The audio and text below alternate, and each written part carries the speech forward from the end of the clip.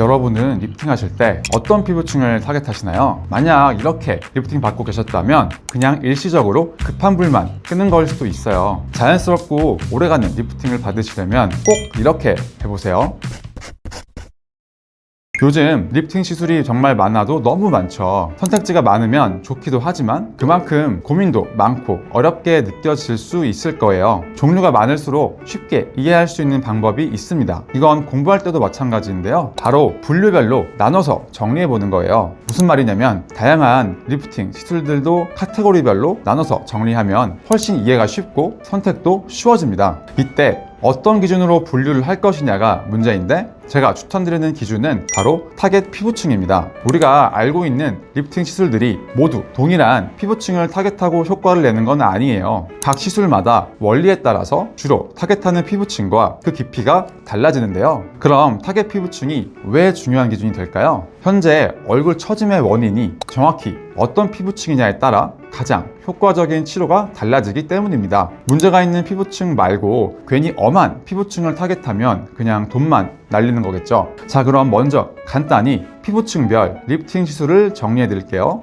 먼저 가장 피부 겉에 있는 표피층입니다. 표피에서 가장 중요한 건 재생을 통한 피부 장벽 강화예요. 그래서 LDM 관리, 고주파 관리, 리쥬란, 줄기세포 주사가 대표적인 시술들이고요. 여기에다가 아주 정교하게 세팅된 바늘 고주파가 추가될 수 있습니다. 바늘 고주파의 대표적인 장비로 시크릿, 포텐자가 있는데요. 아니 근데 바늘로 찌르면 오히려 피부 장벽이 손상되는 거 아닌가? 이렇게 생각하실 수 있어요. 아주 미세한 바늘로 침투하여 고주파를 쏴주면 바늘로 인해 생기는 미세한 일시적인 손상보다 고주파로 인한 재생 효과가 더욱 큽니다. 그러면 결과적으로는 재생에 오히려 도움이 되는 거죠. 다음은 진피층입니다. 진피층에서 가장 중요한 건 그 유명한 콜라겐이에요. 콜라겐을 대표로 하는 세포의 기질, 영어로 ECM이라고 하는 진피 구성 물질들을 얼마나 많이 질과 양을 높여줄 수 있는지가 핵심이에요. 사실 리프팅이라는 것의 의미는 정말 다양하지만 가장 중요한 요소 중 하나인 피부 탄력이 바로 이 진피층과 관련이 있기 때문에 진피층 시술이 가장 종류도 많습니다. 먼저 써마지, 올리지오, 덴서티, 튠페이스 등의 고주파 리프팅들이 있고요. 울사라, 슈링크와 같은 초음파 리프팅도 1.5mm 같이 팁 깊이를 얕게 세팅하면 진피층 타겟이 가능합니다. 저는 이걸 타이트닝의 T를 따서 울사라 T라고 해요. 소프웨브 역시 1.5mm 깊이로 고정된 초음파 리프팅이고 온다 리프팅도 얕은 팁으로 진피 개선이 가능합니다. 앞에서 말씀드린 바늘 고주파 역시 표피뿐만 아니라 진피까지 도달하여 효과를 줄 수 있어요. 그리고 장비뿐만 아니라 주베룩, 레디어스, 리투오 같은 콜라겐 부스터 약물도 콜라겐과 ECM을 증가시켜줍니다. 진피층 시술은 종류가 참 많죠. 다음은 지방층이에요. 지방층에서 가장 중요한 건 너무 많거나 아래로 처져 있는 지방 조직, 즉 살을 축식시켜서 볼륨을 줄이기도 하고 늘어져 있는 지방 조직 탄력을 당겨주기도 하는 건데요. 지방층 타겟이 가능한 시술은 울사라의 깊은 팁과 온다의 깊은 팁, 그리고 인모드입니다. 저는 이걸 볼륨의 V를 따서 울사라 V라고 해요.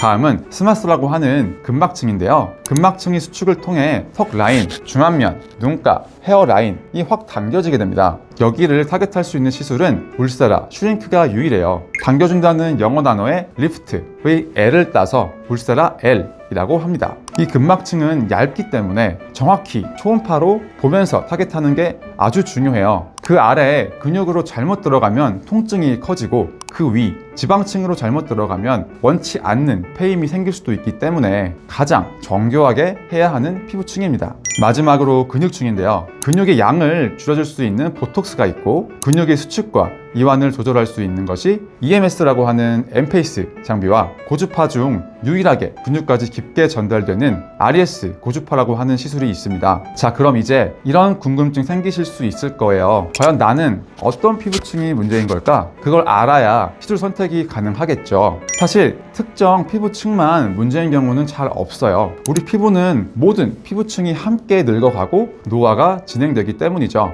물론 그 속도와 정도의 차이는 당연히 있을 수 있어서 가장 두드러지는 피부층을 우선적으로 치료하기도 하고 다양한 다양한 피부층을 함께 치료하기도 해야겠죠. 그래서 제가 추천드리는 리프팅 전략은 단독 시술의 샷을 너무 높이는 것보다는 샷수를 조금 줄이더라도 가능하면 다양한 시술을 조합하여 피부 전층 리프팅을 유도하는 거예요. 확실히 더 자연스럽고 오래 지속됩니다. 그런데 울세라의 경우는 앞에서 보셨다시피 피피 조절을 통해서 진피, 지방, 근막층, 타겟이 모두 가능하기 때문에 울세라는 유일하게 단독으로도 전층 리프팅이 가능해요. 대신 섬세한 깊이 조절이 중요하겠죠. 자, 마지막으로 오늘 말씀드린 내용의 핵심 정리입니다. 첫 번째, 내 얼굴과 피부 문제의 정확한 원인 피부층을 진단하고 찾아내야겠죠. 두 번째, 해당 피부층을 가장 효과적으로 해결할 수 있는 시술을 선택하고 조합해야겠죠. 세 번째, 단독 피부층 리프팅보다는 가능하면 피부 전층 리프팅을 추천드립니다. 감사합니다. 도움되셨다면 구독과 좋아요 눌러주시고